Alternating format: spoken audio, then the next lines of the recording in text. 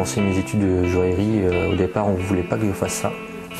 Parce que à l'école, quand je suis sorti du collège, on m'a informé qu'en fin de compte ce métier-là n'existait pas, que ça se faisait directement sur le tas et qu'il fallait aller directement à la cheville dans les ateliers et avoir des connaissances.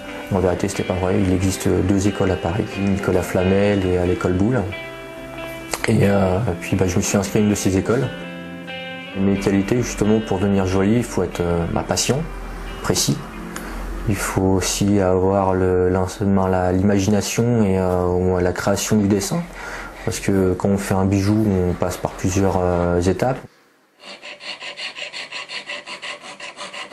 Le fait justement de travailler sur les pierres et d'essayer de les mettre en valeur, c'est un peu notre principe, parce que justement c'est ce qui permet aussi à la cliente ou au client de pouvoir avoir quelque chose d'unique. Donc le fait de récupérer des pierres comme la tourmaline ou même d'autres pierres, justement permettent au client de voir qu'il y a autre chose que des pierres précieuses, il y a aussi des pierres fines et qui sont tout aussi belles et tout aussi entre guillemets précieuses.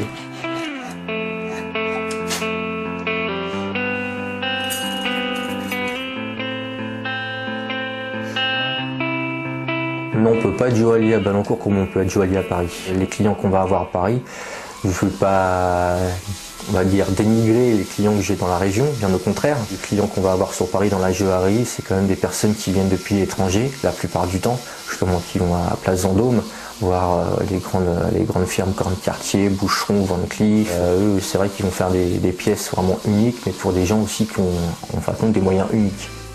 Moi, j'ai des clients qui ont des moyens aussi, qui me demandent des choses aussi particulières et bien précises, mais je pense qu'ils pourraient me demander plus, mais après ça il faut aussi faut prendre le temps. C'est bien de se faire connaître et en même temps il faut aussi faire voir ce qu'on sait faire.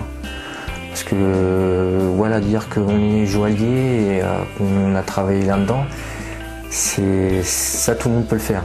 Après il faut aussi montrer qu'on a le talent derrière pour pouvoir justement prouver que notre qualité de travail est différente de quelqu'un d'autre.